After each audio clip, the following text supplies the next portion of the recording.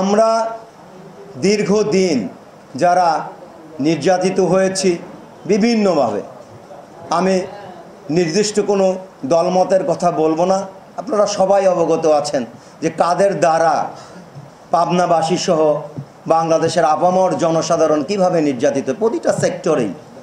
তো সেটা আমরা বারবার না বলি, একটা কথাই বলতে চাই যে এই পাবলিক প্রসিকিউটরের যে তালিকা, এটা ত্রুটিপূর্ণ তালিকা।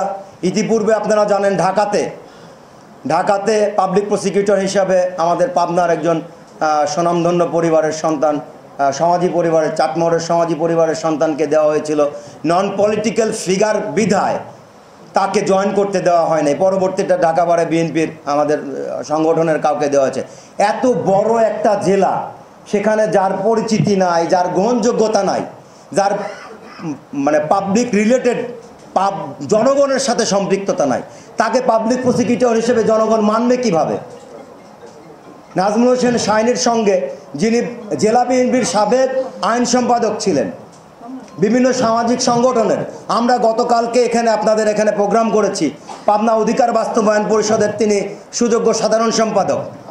আমরা পরবর্তীতে ডিসি মহোদয় এবং এডিসি রাজস্ব সার্বিকের সঙ্গে আমরা সার্কিট হাউসে, যাদের জনগণের সেই সম্পৃক্ততা আছে, বিভিন্ন সামাজিক সংগঠনে যারা কাজ করে, তাদের না দিয়ে অপরিচিত কাউকে, যাদের কোর্টে পার্টিসিপেট নাই, তাদের দিয়ে এই তালিকা আমরা সম্পূর্ণ প্রত্যাখ্যান করি। সংস্পর্শতা নাই আমি এটা বলবো না। এই গোলাম সরোয়ার খান জুয়েলের সঙ্গে গত 4 দিনে আমি স্পষ্টভাবেই বলতে চাই, সেখানে আমি ন্যায্য কথাই বলবো। বিএনপি কারো একার সংগঠন না। আপনারা জেনে থাকবেন, আমরা যখন ঢাকায় গিয়েছিলাম এই লিস্ট নিয়ে, আমাদের আইনজীবী ফোরামের নেতা জনাব কায়সার কামাল সাহেব এবং আমাদের জয়নুল আবেদিন স্যার, তাদের সঙ্গে একাধিকবার আলোচনা করেছি, আমাদের সজল স্যারের সঙ্গে, জিয়াউর রহমান স্যারের সঙ্গে। তারপর এই লিস্ট ফাইনাল হয়েছিল। সেখানে জনাব নাজমুল হোসেন শাহীন এবং জনাব আবুল হোসেন, নাজমুল হোসেন শাহীনকে পাবলিক প্রসিকিউটর, প্রধান পাবলিক প্রসিকিউটর, এবং আবুল হোসেনকে জিপি হিসাবে তালিকায় প্রেরণ করা হয়েছিল। দেশনায়ক তারেক রহমানের সাথে আমাদের সর্বোচ্চ লিডার কথা হয়, তিনি নিজে বলে দিয়েছেন যে তিনি একাধারে পাবনা আইনজীবী ফোরামের সাধারণ সম্পাদক, সেক্রেটারি, জেলা বিএনপির সদস্য সচিব, কেন আবার পাবলিক প্রসিকিউটর হবেন? দায়িত্ব সঠিকভাবে পালন করতে পারবেন না। যার কারণে জনাব মাসুদুর রহমান মাসুদকে বললেন যে আপনার পিপি পদে আসা দরকার নাই, অত্যন্ত স্পষ্টভাবে বলে দিয়েছিলেন। কিন্তু সব ঠিকঠাক ছিল। সাক্ষ্য করার পূর্বে এই খন্দকার মাসুদুর রহমান মাসুদের সহিত আতাতের মাধ্যমে গোলাম সরোয়ার খান জুয়েল এই অপকর্মটা করেছে। এবং জুয়েলকে বলা হয়েছিল যে বিএনপির একটা অংশ জুয়েলকে সাপোর্ট দেবে। আমরা শুধু আপনাদের সম্মুখে নয়, আমাদের যারা ঊর্ধ্বতন নেতৃবৃন্দ আছে তাদেরকেও জানাতে চাই যে কেউ ব্যক্তিগতভাবে পিপি পায় নাই বিধায় পাবনা জেলা বিএনপির টোটাল রাজনীতি ধ্বংস হতে পারে না।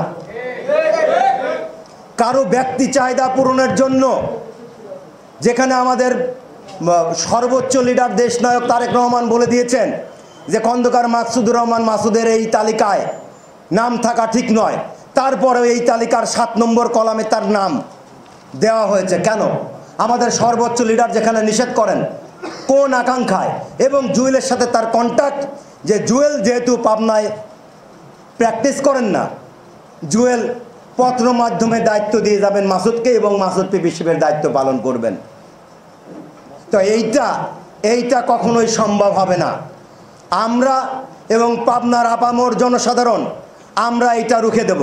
আমরা এই নেতৃবৃন্দর মাধ্যমে আমাদের এই প্রতিবাদটা অবশ্যই জানাবো, ওনারাও জানাবেন, আমরাও জেলার নেতৃবৃন্দের কাছে এই বিষয়টি জানাবো।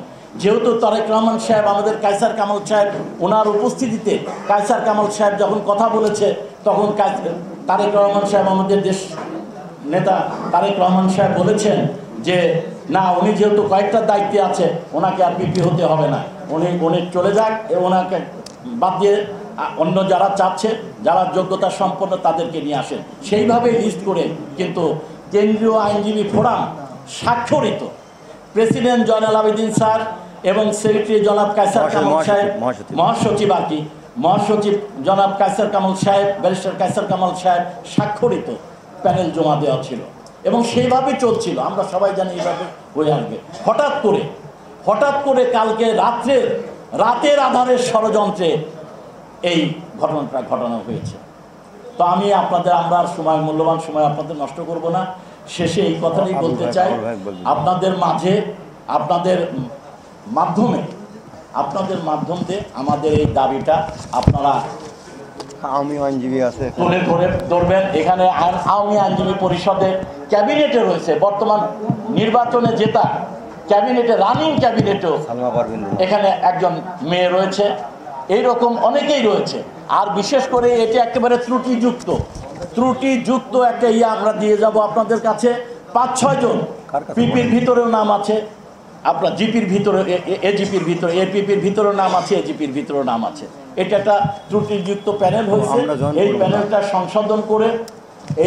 সংশোধন করে আমরা নতুন করে যোগ্যতা সম্পন্ন যারা পাবনার মানুষের কল্যাণে কাজ করে গেছে সেই যোগ্য আইনজীবীদের এই জায়গায় পুনঃপ্রতিষ্ঠিত করা হোক। এই দাবিটি আপনাদের কপি করতে দিচ্ছি। এই দাবিটি আপনাদের মাধ্যমে আমরা অনুরোধ করব পাবনার মানুষের স্বার্থে, যে আমরা অনুরোধ করব আমাদের জেলা বিএনপি এবং জামাতের নেতা কর্মী এবং সাধারণ মানুষের স্বার্থে। কারণ আমরা এই 16-17 বছরের আন্দোলনে আমরা এই নেতা কর্মীদের যত মামলা হয়েছে এই মামলার সঙ্গে আমরা ছিলাম, আমরা কাজ করেছি। এবং পাবনার মানুষের স্বার্থে আপনারা আমাদের এই দাবিটি দয়া করে, আপনাদের কাছে বিনীত নিবেদন থাকবে আমাদের, যে আপনারা দয়া করে এই দাবিটি সমস্ত প্রিন্ট মিডিয়া এবং ইলেকট্রনিক্স মিডিয়ায় আপনারা তুলে ধরবেন